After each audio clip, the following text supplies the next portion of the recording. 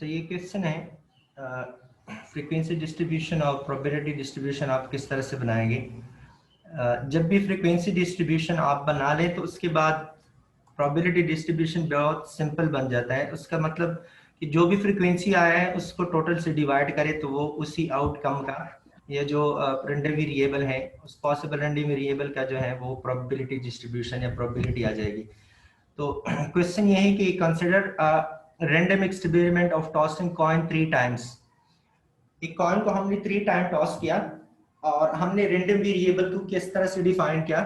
Random variable को हमने define किया number of heads in any trial, कि हर एक ट्रायल में कितने पॉसिबल हेड्स हैं। तो number of possible heads in any trial, ये मैंने रैंडम वेरिएबल को डिफाइन किया।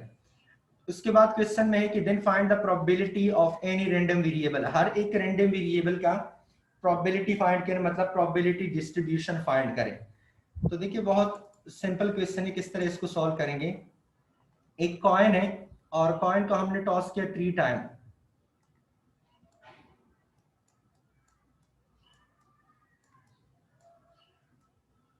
टॉस अ कॉइन, टॉस अ कॉइन 3 टाइम्स। 3 टाइम्स हम एक कॉइन को टॉस करते हैं तो उसका जो सैंपल स्पेस बनेगा, सैंपल स्पेस ये बनेगा। या तीनों हिट पॉसिबल है कि आ जाए, या मे बी 2 हेड और एक टेल आ जाए, या first head then tail then head, या first tail and then 2 head,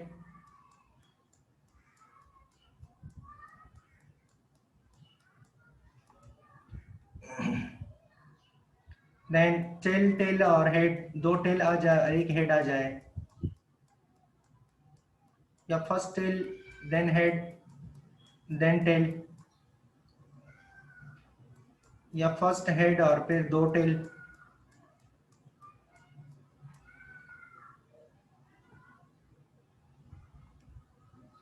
या इसके बाद जो है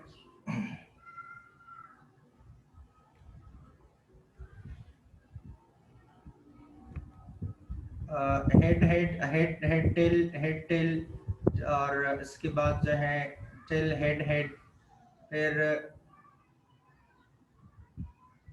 उसके बाद जो है हेड टेल टेल आ जाए और फिर टेल टेल टेल आ जाए।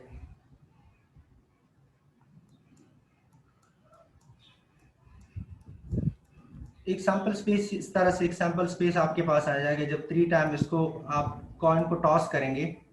और उसके बाद क्वेश्चन में क्या कहा है, क्वेश्चन में फिर कहा है कि number of head in any trial, कि हर एक ट्रायल में कितने नंबर ऑफ हेड पॉसिबल है। Number of head in any trial, तो हम इसको डिफाइन करेंगे number of head in any trial. X जो है, एक्स जो है हम एक्स को लिखेंगे X is equal to number of head,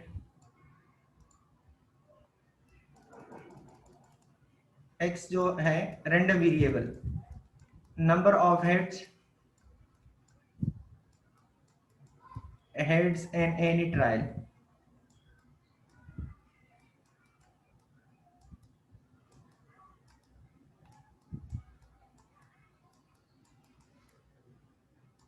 number of heads in any trial.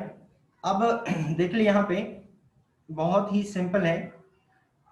सबसे पहले फ्रीक्वेंसी होना चाहिए, मतलब कि सबसे पहले देख ले कि एक्स जो बनता है वो क्या बन रहा है, मतलब इसके पॉसिबल वैल्यूज जो है वो कौन कौन से हैं। देखिए इसमें कितने हेड हैं, 3 हेड हैं। तो जो ग्रेटर वैल्यू है वो लास्ट में लिख कर करें, क्योंकि असेंडिंग ऑर्डर में लिखना होता है। या पहले आप इसी तरह से लिख ले, फिर बाद में इसको असेंडिंग में कन्वर्ट करें अगर किसी स्टूडेंट को प्रॉब्लम है। चलिए इस तरह लिखते हैं 3 है, और 3 कितनी दफा आया है, 3 हेड सिर्फ एक ही दफा है। इसका मतलब है कि 3 की जो फ्रीक्वेंसी है, 3 की फ्रीक्वेंसी क्या है, 3 है रैंडम वेरिएबल, इसकी फ्रीक्वेंसी क्या है, 3 वन टाइम आया है। देखिए यहाँ पे इसलिए मैं लिख रहा हूँ ताकि डायरेक्ट आपके जहन में आ जाए, फिर बहुत सिंपल बन जाएगा। इसके बाद फिर देख ले टू हेड कितनी दफा आ चुका है, यहाँ भी टू हेड है, यहाँ भी टू हेड है, यहाँ पे भी टू हेड है। तो देखिए टू हेड जो है, फिर नंबर ऑफ हेड्स टू है, लेकिन ये कितने दफा आ चुका है number of two heads, two head जो है वो 3 दफा आया है। तो थ्री टू हेड की जो फ्रीक्वेंसी है ये 3 है, 3 टाइम आ चुका है। फिर इसके बाद देख ले वन हेड, इसमें एक हेड है, यहाँ पे भी वन टाइम हेड है और यहाँ पे भी वन टाइम हेड है, ये वन टाइम, इन तीनों में वन टाइम हेड है। तो इसका मतलब है वन जो है वन भी 3 टाइम आ चुका है। और इसके बाद जो है कोई हेड नहीं है, इसमें कोई हेड नहीं है, तो नो हेड मींस कि इसमें हेड जो है 0, क्योंकि x को हमने डिफाइन किया है number of heads an any trial. तो आपने नंबर ऑफ हेड्स को देखना है, जो क्वेश्चन में रैंडम वेरिएबल की डिफिनीशन में गिवन हो वो लिखेंगे। तो 0 जो है 0 मतलब नो हेड कितने दफा आया है, एक दफा आया है, तो ये 1 हो जाएगा। बहुत सिंपल हो गया, x भी हमने फाइंड किया, फ्रीक्वेंसी भी हमने फाइंड की। तो क्वेश्चन में है कि फाइंड प्रोबेबिलिटी डिस्ट्रीब्यूशन, इसकी प्रोबेबिलिटी क्या होगी बताए, अब मुझे प्रोबेबिलिटी बताए। 3 हेड की प्रोबेबिलिटी क्या है कि कितनी दफा, क्या प्रोबेबिलिटी कि 3 हेड आ जाएंगे। तो देखिए इसकी फ्रीक्वेंसी 1 है, फ्रीक्वेंसी को टोटल से डिवाइड करें 8 है, तो 3 की जो प्रोबेबिलिटी है, मतलब 3 की क्या पॉसिबिलिटी है 1/8, तो 1/8 से जो भी आ जाए डिसिमल में वो लिख ले। इस तरह 2 की फ्रीक्वेंसी 3 है, तो इस फ्रीक्वेंसी को टोटल से डिवाइड करें, तो ये जो है ये प्रोबेबिलिटी बन जाएगी 2 के। फिर जो है 3 है, तो ये भी 2 से टोटल से डिवाइड करें, तो 1 की प्रोबेबिलिटी है 3/8। फिर 1 को 8 से डिवाइड कर दे, तो 0 की प्रोबेबिलिटी है 1/8। अगर इन सबको 8 करेंगे तो इससे 1 ही आएगा, क्योंकि sum of all probability is equal to 1। चले 8 कर दे, देखिए 1/8 प्लस 3/8 प्लस 3/8 प्लस 1/8, ये सम ऑफ ऑल प्रोबेबिलिटीज है, sum of all probabilities, sum of probabilities of random variable x, ये इक्वल टू 1 आना चाहिए। तो देखिए इसका अगर हम एलसीएम ले ले, एलसीएम 8 है डिनोमिनेटर में, ऊपर जितने भी नंबर है 8 करें, 1 + 3 4, 4 + 3 7, 7 + 1 8, 8 डिवाइडेड बाय 8 कैंसिल कर दे, तो इससे प्रोबेबिलिटी 1 ही आएगा। तो sum of all probabilities is equal to 1, इसका मतलब है कि ये आपका जो आंसर है वो ट्रू आ रहा है। इस तरह से आप इसकी प्रोबेबिलिटी फाइंड करेंगे और फ्रीक्वेंसी डिस्ट्रीब्यूशन फाइंड करेंगे। और यहाँ पे मैंने बहुत डिटेल के साथ किया है, यहाँ तो फिर भी मैंने लिटिल डायरेक्ट सॉल्व किया। देखिए नंबर ऑफ हेड यहाँ पे 3 टाइम आया है, 3 हेड प्रेजेंट है, इसमें 3 हेड प्रेजेंट है, इसमें 2 हेड प्रेजेंट है, लेकिन कितनी दफा रिपीट हुआ है, देखिए ये एक दफा है। ये कितने टाइम है, 1 टाइम, 2 टाइम और 3 टाइम, क्योंकि इसमें भी 2 हेड है, इसमें भी 2 हेड है और इसमें भी 2 हेड है, तीनों मैंने उठाए हैं। फिर यहाँ पे एक हेड है, लेकिन एक हेड कितने दफा आ चुका है, 1 टाइम, 2 टाइम और 3 टाइम, ये भी 3 टाइम है, देखिए 1 2 और 3।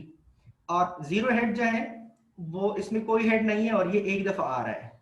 तो इसकी फ्रीक्वेंसीज फाइंड करिए, आपका बन जाएगा रैंडम वेरिएबल। अब रैंडम वेरिएबल की फ्रीक्वेंसी आप फाइंड करें, तो जब फ्रीक्वेंसी फाइंड करेंगे तो फ्रीक्वेंसी में क्या है, क्योंकि x 1 टाइम आया है, 0 जो है वो एक दफा आ चुका है, तो 1/8 बनेगा।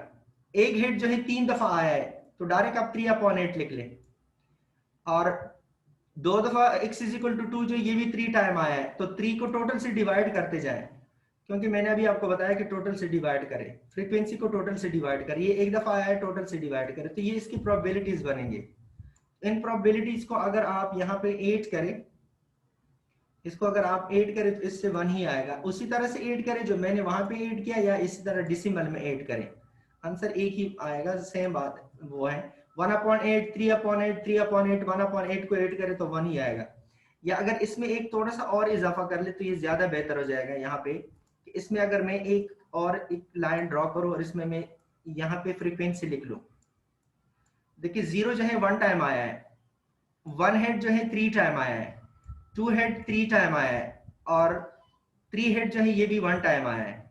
इसकी फ्रीक्वेंसी मैंने फाइंड कर दी, तो प्रोबेबिलिटी क्या होगी, 1, फ्रीक्वेंसी 1 है, तो टोटल कितने हैं, टोटल 8 है, 8 आउटकम्स है, 1/8 इसका मतलब है 3/8, इसका मतलब है 3/8 और इसका मतलब है 1/8। तो इन सबको 8 करें तो इससे 1 ही आएगा, या डेसिमल में डिनोट करें तो ये आपका प्रोबेबिलिटी डिस्ट्रीब्यूशन होएगा। और इसको जब 8 करेंगे, probability of 0 probability of 1 plus probability of 2 plus 3 is equal to, इससे 1 ही आना चाहिए। तो इस तरह से आप प्रोबेबिलिटी डिस्ट्रीब्यूशन फाइंड करेंगे। अब यहाँ तक किसी का कोई क्वेश्चन है तो पूछ लें, नहीं तो फिर आगे चलें।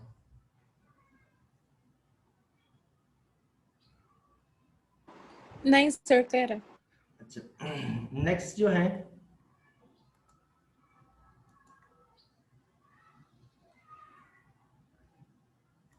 इसके बेसिकली 2 रूल है और ये बहुत सिंपल है कि प्रोबेबिलिटी जो है 0 और 1 के मिड में होना चाहिए।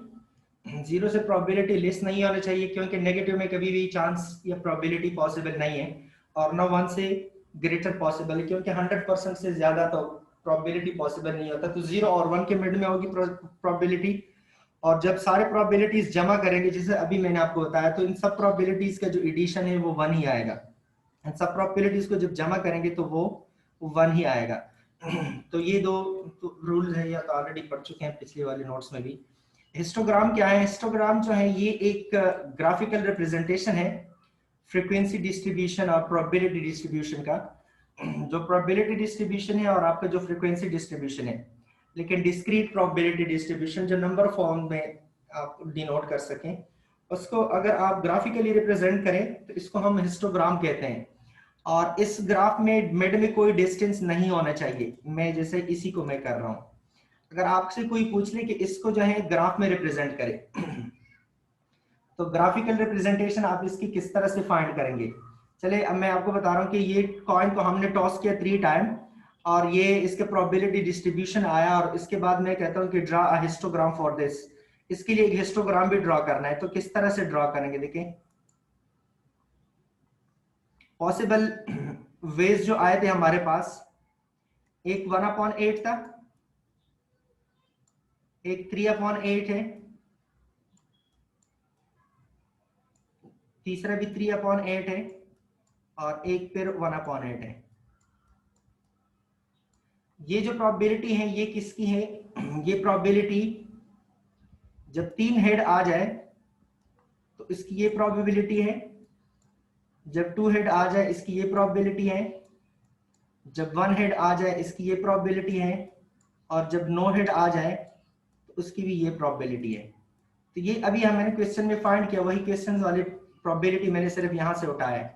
देखिए इसी प्रोबेबिलिटी को मैंने यहां से उठाया। 3 की प्रोबेबिलिटी 1/8 है, 2 की 3/8 है, 1 के 3/8 है और 0 के 1/8 है। यही मैंने इसी क्वेश्चन से मैंने उठाया, यहाँ मैंने सिर्फ लिखा है, यहाँ पे मैंने लिख लिया। ये इसकी प्रोबेबिलिटी है, ये प्रोबेबिलिटी है, और ये x है। x मींस रैंडम वेरिएबल, और ये जो है प्रोबेबिलिटी ऑफ रैंडम वेरिएबल। ये 2 है, एक रैंडम वेरिएबल है और एक इसकी प्रोबेबिलिटीज है। अब हम इसको किस तरह से ग्राफ में ड्रॉ करेंगे? बहुत ही सिंपल ग्राफ है और बहुत ही इजी है, इसमें कोई डिफरेंट नहीं है। इस साइड में आप प्रोबेबिलिटी को ड्रॉ करेंगे और यहाँ पे आपके x के नंबर आएंगे। तो देखिए एक ये लेट सपोज कि ये पॉइंट आपका 0 है, ये जो पॉइंट है सपोज ये 1 है, और इसको लेट सपोज मैंने 2 रखा है, और लेट के मैंने इसको 3 रखा है। अब देखिए, और सपोज करिए ये पॉइंट जो है ये 1 है,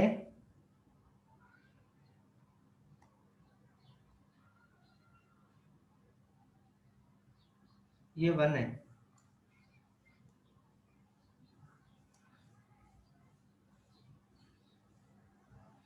तो इसको कैसे ड्रॉ करेंगे? देखिए 3 पे जो है, 3 पे 1/8 है, 0 पे 1/8 है, 3/8 है, 0 पे 1/8 है। 1/8 जो डिसिमल में आ जाए 0 पॉइंट समथिंग आ जाएगा, ऐसे आएगा 0 पॉइंट समथिंग आ जाएगा, जो भी है 0.1 समथिंग आएगा। सपोज ये 0.1 डिस्टेंस है। फिर इसके बाद जो है 1 पे क्या है? 1 पे 3/8 है, तो ये इससे थोड़ा ऊपर आएगा, 0.4 समथिंग आ जाएगा, 0.3। सपोज ये 0.3 है, यहां तक कर लें लेट्स। तो फिर ये थोड़ा सा इसके ऊपर आ जाएगा और ये 1 तक है। फिर इसके बाद जो है 1 के बाद फिर है, फिर ये इसी तरह से ये भी एज इट इज, क्योंकि ये भी 3/8 है। फिर इसके बाद फिर 1/8 है, तो वो नीचे थोड़ा सा नीचे आ जाएगा। तो ये आपका एक ग्राफ बन जाएगा। इस तरह से ग्राफ्स हम ड्रॉ करेंगे इसमें, और ये ग्राफ्स यहाँ पे प्रेजेंट है। मैं बाकी अभी और ग्राफ भी आपको दिखा रहा हूँ। तो इसको हिस्टोग्राम कहते थे कि जिस तरह की ये है, ये है कि डायरेक्टर ऑफ पब्लिक वर्क्स, ये आपका एक्सरसाइज 14.1 है। इंग्लैंड के किसी सेक्टर में पब्लिक वर्क्स के जो डायरेक्टरेट है, उसमें ये है कि the city record to determine the number of major snow storms. इन्होंने एक रिकॉर्ड रखा है कि स्नो स्टॉर्म्स कितनी दफा आते हैं सालाना के उससे बेस पे, और उन्होंने लास्ट 50 इयर्स का रिकॉर्ड अपने पास रखा है। In each last of 50 years the given table present the frequency distribution summarising. ये टेबल भी साथ में गिवन है, इसमें फ्रीक्वेंसी डिस्ट्रीब्यूशन गिवन है, फ्रीक्वेंसी डिस्ट्रीब्यूशन ऑलरेडी गिवन है। तो पहला क्वेश्चन ये कि कंस्ट्रक्ट प्रोबेबिलिटी डिस्ट्रीब्यूशन। तो इसके लिए प्रोबेबिलिटी डिस्ट्रीब्यूशन फाइंड करें। तो प्रोबेबिलिटी डिस्ट्रीब्यूशन कैसे फाइंड करेंगे? देखिए फ्रीक्वेंसी ऑलरेडी गिवन है और टोटल भी गिवन है। तो टोटल कितने हैं? टोटल 50 है ना। इसकी प्रोबेबिलिटी क्या होगी? 3/50। इसकी क्या है? 5/50। इसकी 10/50। ये सब इसी तरह फाइंड करेंगे तो ये प्रोबेबिलिटी डिस्ट्रीब्यूशन बन जाएगा। पहले ड्रा हिस्टोग्राम, तो फिर हमने हिस्टोग्राम को ड्रॉ करना है। देखिए ये इसकी प्रोबेबिलिटी डिस्ट्रीब्यूशन आ जाएगी। जब डिवाइड करेंगे तो इससे ये आ जाएगा 0.075, 0.083, 0.16। इसको जब टोटल से डिवाइड करते जाएं तो आपके पास ये वैल्यूज आएंगे। ठीक है, तो ये प्रोबेबिलिटीज हमने फाइंड की। आप इसको ड्रॉ कैसे करेंगे? देखिए 0 पे जो है 0.5 तक है। यहाँ एक्स एक्सिस पे ये ड्रॉ करेंगे 0, 1, 2, 3, 4, 5, 6, और वाई एक्सिस पे जो है आपकी प्रोबेबिलिटीज आ जाएंगी। तो इस तरह से हम ड्रॉ करेंगे, जैसे कि अभी मैंने एक जो ये ग्राफ ड्रॉ किया। देखिए ये ग्राफ जो मैंने अभी ड्रॉ किया, चलिए इसको मैं डेसिमल में लिखता हूं। इसका डेसिमल आ जाएगा तकरीबन 0.1 और 0.12। 3/8 से आएगा 0.3, 0.3 और फिर 6 समथिंग आएगा। ये आ जाएगा 0.36 और ये आ जाएगा 0.12। इसके तकरीबन समथिंग क्लोज जो भी आ जाए, ये एग्जैक्ट नहीं है, मैंने प्रोबेबल लिखा है।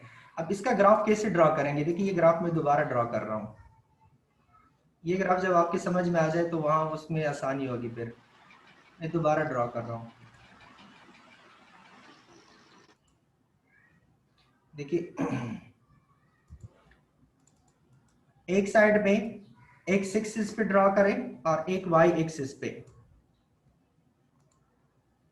एक्स एक्सिस पे आ जाए और वाई एक्सिस पे, वाई एक्सिस और एक्स एक्सिस। एक्स एक्सिस पे मैं लिख रहा हूं, सपोज ये 0.0 है, कोई पॉइंट मैंने लिखा है जो भी है, ये 1 है, ये 2 है, ये 3 है,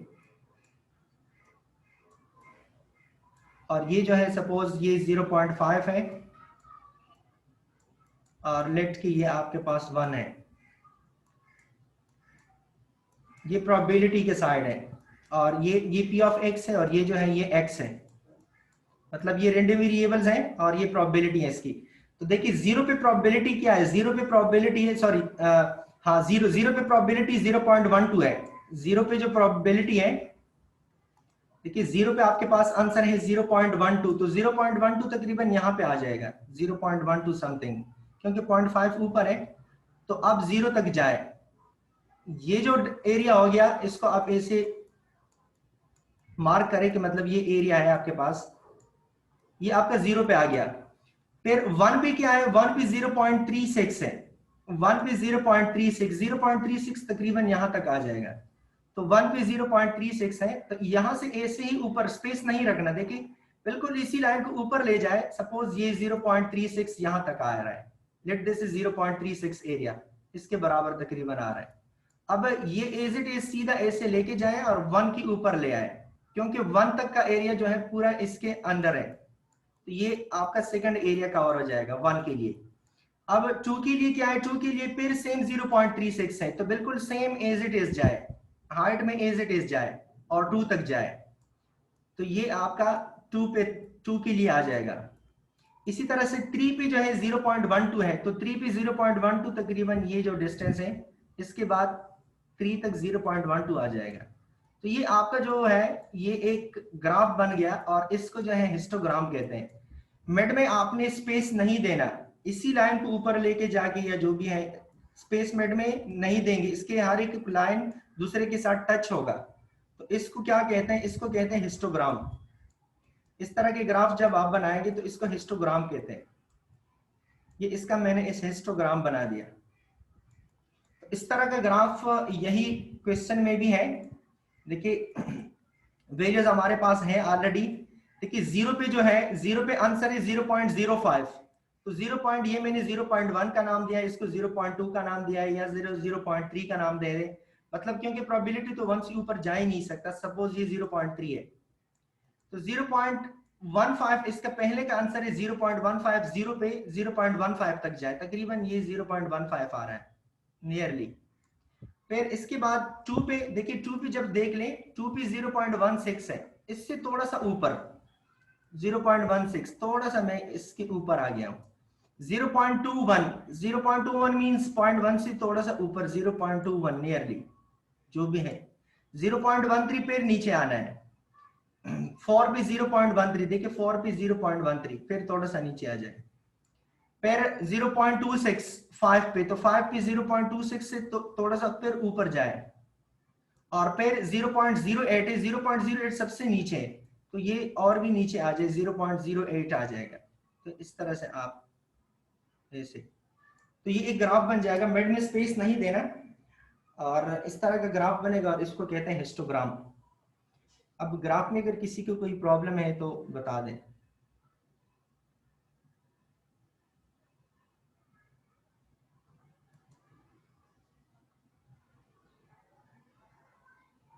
जी, और ये याद रखना, सर क्लियर। ये याद रखना कि हर एक क्वेश्चन में भी एक्स एक्सिस पे रैंडम वेरिएबल्स के वैल्यू आएंगे, यहाँ रैंडम वेरिएबल्स के वैल्यू आएंगे, यहाँ पे जो है यहाँ पे प्रोबेबिलिटीज आएगी, मतलब मैक्सिमम यहाँ 1 तक ही जाएगा, 1 से ऊपर जाएगा नहीं ये ग्राफ। और नीचे जो है जितने भी आउटकम्स हैं वो आप, सॉरी, जितने भी रैंडम वेरिएबल्स है वो आप लिख सकते हैं, लेकिन ऊपर इसका मैक्सिमम हार्ट 1 तक ही होगा, क्योंकि प्रोबेबिलिटी 1 से ऊपर जा ही नहीं सकता। तो ये हर एक क्वेश्चन में इस तरह की ग्राफ बनाएंगे आप, और प्रोबेबिलिटी डिस्ट्रीब्यूशन फाइंड करेंगे। देखिए यहाँ पे भी मैंने ये क्वेश्चन उठाया और इसके ग्राफ वगैरह सब है। Local bank has been concerned about the length of time its customer must wait before being serviced by a teller. कोई एक टेलर जो अंदर बैठा है, और या जो बैंकर बैठा है, उसके लिए कस्टमर्स वेट कर रहे हैं कतार में खड़े, और study of 500 customers has resulted, इसमें 500 जो कस्टमर्स हैं उन्होंने इससे रिजल्ट इकट्ठा किया है, और उन्होंने कहा है कि इसकी क्या प्रोबेबिलिटी डिस्ट्रीब्यूशन है कि वो कितने टाइम तक वेट करते हैं। तो वो जो वेट करते हैं, किसी ने कहा कि मैंने 2 मिनट से मैं वेट कर रहा हूँ, किसी ने कहा कि मैं 5 मिनट से वेट कर रहा हूँ, किसी ने कहा कि मैंने वेट किया ही नहीं है। उसके डिफरेंट पॉसिबिलिटीज जो इस बंदे ने उठाए, तो वो उन्होंने टेबल में ऑलरेडी दिया है क्वेश्चन में।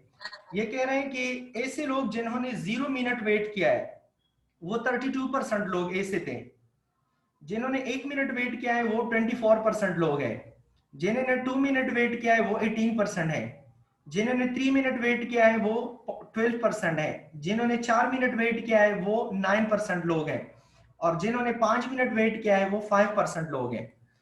तो ये इसकी सब इन्होंने फाइंड किया है, टेबल सब चीजें इन्होंने दी है। अब क्वेश्चन में क्या कहा है कि what is the probability a customer wait for a teller, customer जब टेलर के लिए वेट कर रहे हैं तो इसकी क्या प्रोबेबिलिटी है, और फिर इन्होंने लिखा है कि what is the probability that a customer will weight less than 2 minutes. 2 minute से कम के लिए जो वेट कर रहा है वो कितना है, तो 2 मिनट से कम के लिए क्या है, इन तीनों को ऐड करें। देखिए ये 2 मिनट वेट के लिए यहां तक है, 2 मिनट से कम वेट, तो इन तीनों को ऐड करें। अगर क्वेश्चन में कि 2 मिनट से ज्यादा के लिए वेट किया है तो इन तीनों को ऐड करें। अगर सिर्फ 2 मिनट के लिए कहा है तो ये आपका आंसर आ जाएगा, अगर 1 मिनट के लिए कहा है तो ये आंसर आ जाएगा। तो सब चीजें गिवन है क्वेश्चन में, सिर्फ आपने यहां से देखना है बस। अब देखिए पहला आंसर क्या है कि इन्होंने wait, what is the probability that a customer wait for a teller, customer ने टेलर के लिए जो वेट किया, मतलब कोई वेट इन्होंने किया ही नहीं है, प्रोबेबिलिटी इसके लिए क्या है, जो जब इन्होंने वेट नहीं किया, अगर इन्होंने वेट किया ही नहीं है 0, तो इसकी प्रोबेबिलिटी क्या है, देखिए क्वेश्चन में गिवन है, जब वेट इन्होंने किया ही नहीं है तो ये प्रोबेबिलिटी है। अगर फिर ये प्रोबेबिलिटी है नो वेट का, तो बहुत सिंपल है, अगर उसने वेट किया होगा तो फिर उसका आंसर क्या आएगा, प्रोबेबिलिटी ऑफ वेट, तो 1 माइनस 0.37 आएगा ना। जब नो वेट का ये है तो वेट का क्या होगा, तकरीबन 0.68 आएगा, आई थिंक सो। ये तो ये आपका पॉइंट, क्योंकि इन्होंने कहा है कि what is the probability that customer wait, या इस तरह कर ले कि इन सबको ऐड करें, इन चारों को ऐड करें, सिर्फ क्योंकि ये तो नो वेट है और इन्होंने कहा है कि जब वेट किया है, अब इन्होंने ये नहीं किया कि कितना वेट किया है, 2 मिनट के लिए वेट किया है, 3 मिनट के लिए वेट किया है, 4 मिनट के लिए, अगर उसने 1 सेकंड के लिए भी वेट किया है तो वो वेट में आ गया कि इसने वेट किया है। तो इन सब में इन्होंने वेट किया है, किसी ने 2 मिनट किया है, किसी ने 3 मिनट किया है, किसी ने 4 मिनट, किसी ने 5, जीरो के अलावा, क्योंकि जीरो का मतलब है कि उसने नो वेट नहीं किया। इन सबको ऐड करें तो यही आएगा, या जिसने वेट किया है तो वेट 1 से माइनस कर दे तो फिर भी यही आएगा, दोनों में आंसर सेम आएगा, जिस तरह भी आप फाइंड करना चाहे, माइनस से फाइंड करें या डायरेक्ट आप इनको ऐड करें, तो ये आपका पहला आंसर आ जाएगा। फिर सेकंड है कि what is the probability that a customer will weight less than 2 minutes, 2 minute से कम के लिए जब वो वेट करे तो उनकी प्रोबेबिलिटी क्या होगी, 2 मिनट से कम के लिए, मतलब 2 इसमें शामिल नहीं है, 2 से कम, तो इन दोनों को ऐड करें, देखिए 3 to 5, ये आ जाएगा 0.5 और ये 6 आ जाएगा, तो इसका आंसर ये आएगा, लेस देन 2 मिनट के लिए ये आंसर आएगा 0.56, या greater than more than 3 minutes, 3 minute से ज्यादा, मतलब ये 3 शामिल नहीं है, 3 से ज्यादा, इन दोनों को ऐड करें, इन दोनों को ऐड करेंगे तो 0.14 आ जाएगा, तो ये इसका सेकंड का आंसर आ जाएगा। तो ये दो आंसर इस तरह से आ जाएंगे, देखिए ये सेकंड के लिए नो वेट, और लेस देन 2 के लिए क्या है 0 और 1 है, तो इन दोनों को ऐड करें, ग्रेटर देन 3 के लिए क्या है 4 और 5 है, तो ये आ जाएगा। अब नेक्स्ट क्वेश्चन में कि draw histogram for the distribution, तो हिस्टोग्राम ड्रॉ करें, देखिए यहाँ पे कितने पॉइंट्स गिवन है, मतलब कितने रैंडम वेरिएबल्स की वैल्यूज क्या है, 0 है, 1 है, 2 है, 3 4 5, इसको एक्स एक्सिस पे ड्रॉ करें, देखिए इस तरह 0 1 2 3 4 5, सपोज इस तरह ये कुछ पॉइंट्स, ये 0 पॉइंट है, ये 1 पॉइंट है, ये 2 पॉइंट है, ये 3 पॉइंट है, ये 4 पॉइंट है और ये 5 पॉइंट है, और ऊपर मैं सपोज लिख रहा हूं कि ये 0.5 है या ये 1 है, बस चलिए ये 1 है, ये 0.5 है, इस तरह लिखते हैं। अब देखिए इसका ग्राफ कैसे ड्रॉ करेंगे, 0 पे क्या है, 0 पे 0.32 है, 0 पे 0.32 तकरीबन यहां तक आ जाएगा, 0.32 0 पे, तो ये आपका 0 पे आ गया, ये एक आंसर। दूसरा क्या है, 1 पे 0.24 है, 1 पे 0.24, तो 0.24 इससे थोड़ा नीचे आएगा, क्योंकि 0.32 ऊपर है तो ये नीचे आएगा थोड़ा सा, तो ये नेक्स्ट आपका आएगा। फिर 2 पे क्या है, 2 पे 0.18, ये और भी नीचे आएगा 0.18, तकरीबन यहां तक आ जाएगा 0.18। फिर 4 पे क्या है, 3 पे क्या है, 3 पे है 0.12, ये और भी थोड़ा सा आप इसको नीचे ले आए 0.12, तो ये आपका नेक्स्ट आ जाएगा। फिर 0.09, मतलब इसको और भी कम कर दें, और लास्ट में है 0.005, तो इस तरह से ये नीचे की तरफ ही आएगा, तो ये आपका एक ग्राफ बन जाएगा, इस तरह से आप ग्राफ बनाएंगे और ये आपका हिस्टोग्राम बनेगा। तो देखिए ये मैंने नीचे ड्रॉ भी किया है, मैं आपको दिखा रहा हूँ।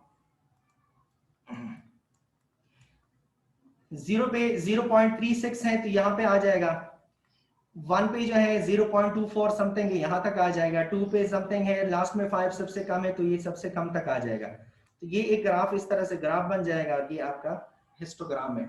मतलब ये जो है ये जो है 0.36 है, ये जो यहाँ तक आया ये 0.36 है मेरे ख्याल में, 0.32, इसके बाद जो है फिर बाकी वैल्यूज जो है मैं एक मिनट बता दूं, 0.32, 0.24, 0.18,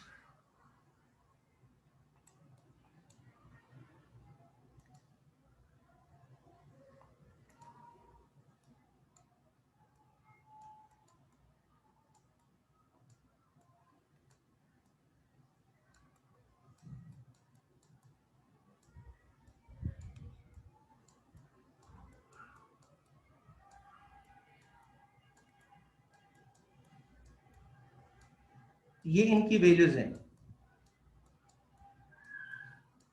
ये इसकी वैल्यूज है, और इसी वैल्यूज के मुताबिक यहाँ पे ये इनकी हाइट है, जहां तक पॉसिबल है ये इसकी हाइट के मुताबिक आप जाएंगे,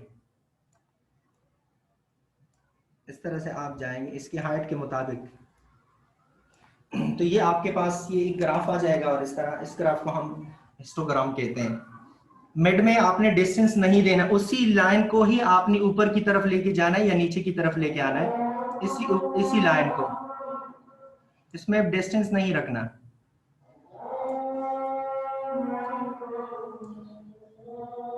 ठीक है, तो ये आपका हिस्टोग्राम आ जाएगा।